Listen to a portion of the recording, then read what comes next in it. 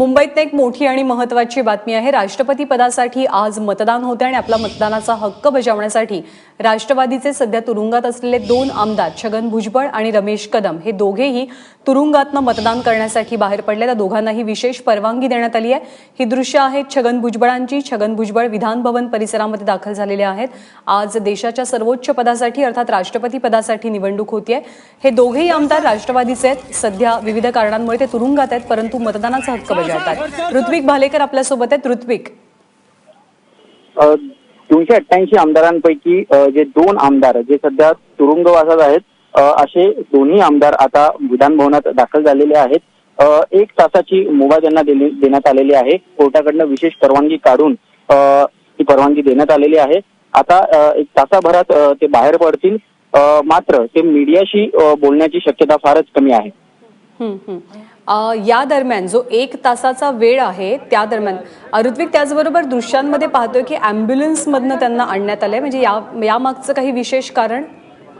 आज सकाळी सांगण्यात आलं होतं की भुजबळांची तब्येत ठीक नाहीये, कदाचित त्यांना उशीरही होऊ शकतो किंवा एखाद वेळेस ते येणं टाळूही शकतात। मात्र त्यांना पोलिसांनी आता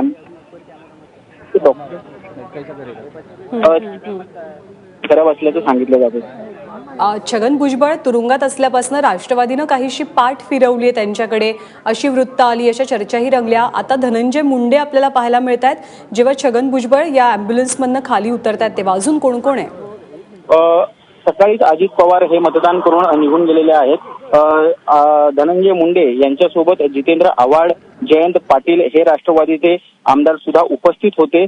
छगन भुजबळ इथे आल्यानंतर त्यांना भेटण्यासाठी अनेकांनी रांगा लावल्या असल्याचं सुद्धा सूत्रांकडनं सांगण्यात येत होतं। मात्र कालावधी पाहता फक्त 1 तासाच्या वेळेमध्ये जी निवडणूक प्रक्रिया आहे ती पूर्ण करून त्यांना किती जणांना भेटणार आहे हे बघणं मग ठरणार आहे। रमेश कदम यांच्या बाबतीत काय, त्यांचं मतदान झालंय का, तेही पोहोचलेत का? रमेश कदम हे अर्ध्या तासापूर्वीच पोहोचलेले आहेत। रमेश कदम यांनी तर उघड राष्ट्रवादीबद्दल नाराजी व्यक्त केलेली होती। पक्षाच्या एकाही नेत्याने आपल्याला साथ दिली नाही किंवा पाठीशी खंबीरपणे उभे राहिले नाही असं वारंवार त्यांनी सांगितलं होतं।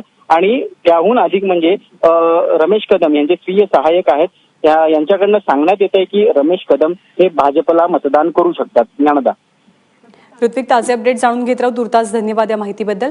या दृश्यांमध्ये आपण पाहतोय की छगन भुजबळ यांना ॲम्ब्युलन्समधनं विधान भवन परिसरामध्ये आणण्यात आलं। आज मतदानाचा दिवस आहे। राष्ट्रवादीचे 2 आमदार तुरुंगामध्ये आहेत विविध कारणांमुळे। त्यापैकी रमेश कदम आणि छगन भुजबळ यांना विशेष 1 तासाची परवानगी देण्यात आलेली आहे मतदानाचा हक्क बजावण्यासाठी। रमेश कदम यांनी सुद्धा मतदान केलेलं आहे। त्यांनी उघडपणे आपल्या पक्षावरतीही आरोप केले की पक्षाकडनं माझ्या बाजूनं कुणीही ठामपणे उभं राहिलं नाही। तर दुसरीकडे आपण पाहतोय की छगन भुजबळ यांना ॲम्ब्युलन्समधनं मतदानासाठी आणण्यात आलं। छगन भुजबळ यांची प्रकृती ठीक नाही। अजित पवार हे सकाळीच मतदान करण्यासाठी आले होते, त्यांनी मतदानाचा हक्क बजावला, ते निघून गेले। परंतु आता विधान परिषदेचे विरोधी पक्षनेते आणि राष्ट्रवादीचे आमदार धनंजय मुंडे हे मात्र उपस्थित होते। अगदी ॲम्ब्युलन्समधनं छगन भुजबळ उतरेपर्यंत, तर ते आत जाईपर्यंत ते छगन भुजबळ यांच्यासोबतच होते। 1 तासाचा अवधी आहे, त्यामुळे मतदानाची ही प्रक्रिया पार पाडून इतर कुणाकुणाला भेटणं छगन भुजबळ यांना शक्य होईल, किंबहुना तशी त्यांना परवानगी आहे का, हेच आता पाहावं लागेल। खरं तर अनेकांनी मोठी गर्दी केली आहे, रांगा लावल्यात छगन भुजबळ यांना भेटण्यासाठी, याची देखील माहिती मिळते आहे।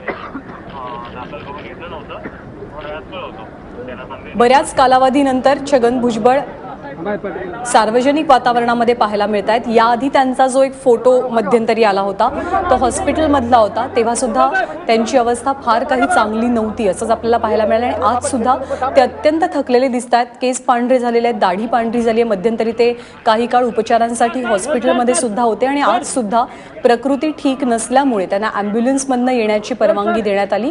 आधार घ्यावा लागतोय किंबहुना।